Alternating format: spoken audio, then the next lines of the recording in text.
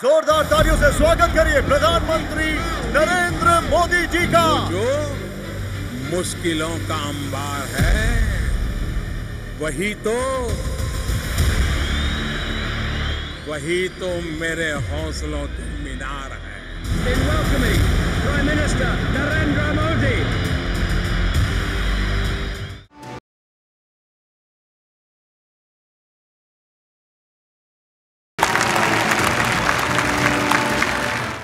साथियों, TV9 की summit में विस्तार से चर्चा होगी, अनेक विषयों पर मंथन होगा। आज हम जो भी सोचेंगे, जिस भी विजन पर आगे बढ़ेंगे, वो हमारे आने वाले कल को, देश के भविष्य को डिजाइन करेगा। पिछली शताब्दी के इसी दशक में भारत ने एक नई ऊर्जा के साथ आजादी के लिए नई यात्रा शुरू की थी और हमने 1947 में आजादी हासिल करके भी दिखाई। अब इस दशक में हम विकसित भारत के लक्ष्य के लिए चल रहे हैं और हमें 2047 तक विकसित भारत का सपना जरूर पूरा करना है।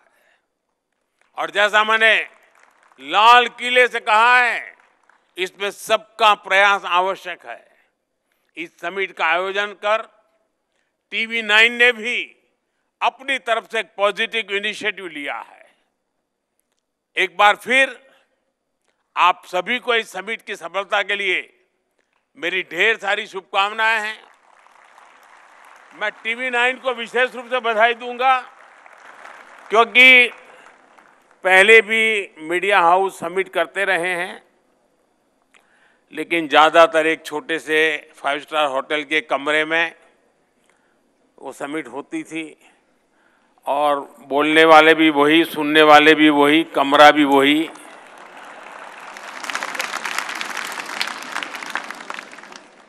TV9 ने इस परंपरा को तोड़ा और ये जो मॉडल पेश किया है, 2 साल के भीतर भीतर देख लेना, सभी मीडिया हाउस को यही करना पड़ेगा। यानी TV9 थिंक्स टुडे, वो भाग्यों के लिए रास्ता खोल देगा।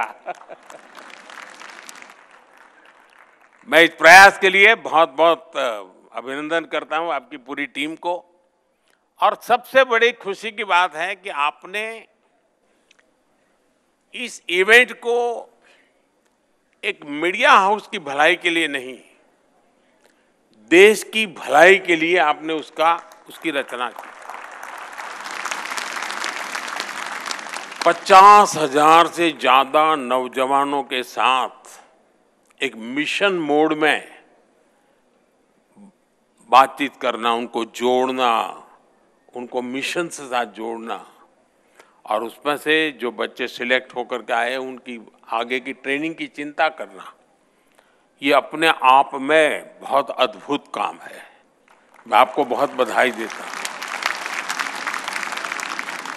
जिन नौजवानों से मुझे यहाँ फोटो निकलवाने का मौका मिला है, मुझे भी खुशी हुई कि देश के होनहार लोगों के साथ मैं अपनी फोटो निकलवा पाया। वेलकम स्पीच के लिए इनवाइट करना चाहती हूँ माय होम ग्रुप के vice chairman mister Ramu Rao को on stage. Honorable Prime Minister Shri Narendra Modi ji, respected Chairman Dr. Rameshwar Garu, ladies and gentlemen, I deem it my proud privilege to welcome our Honorable Prime Minister Shri Narendra Modi ji to the 3rd edition of TV9 What India Thinks Today Summit.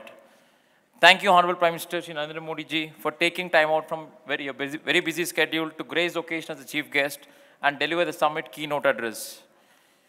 Your vision for inclusive growth and a world where war isn't an option is now part and parcel of the global lexicon.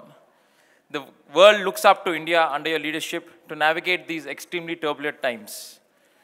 As a young entrepreneur, I'm deeply enthused by the manner in which aspirations of 1.4 billion Indians are being channelized into shaping India as a driver of world economic growth.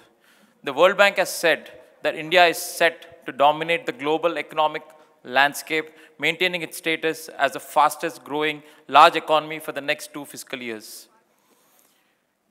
The IMF too has endorsed the India growth story. The extraordinary momentum is created to the transformational policy making over the last decade. The Union government, under the leadership of Honorable Prime Minister Ji, Shri Narendra Modi Ji, has implemented a series of visionary schemes and initiatives aimed at propelling the nation towards sustained economic growth and global leadership. From infrastructure development under the PM Gati Shakti National Master Plan to fostering innovation through initiatives like Startup India and the Production-Linked Incentive Scheme, these reforms are transforming sectors such as manufacturing, digital economy, and financial inclusion. It is heartening to note that Honorable Prime Minister Shri Modi Ji is pushing for Digital India is fast becoming a template for even some developed countries, where the India stack is now being eagerly adopted. For me and millions like me who have a commitment to the India story, it is the most opportune time to skill up, scale up, and speed up the growth curve.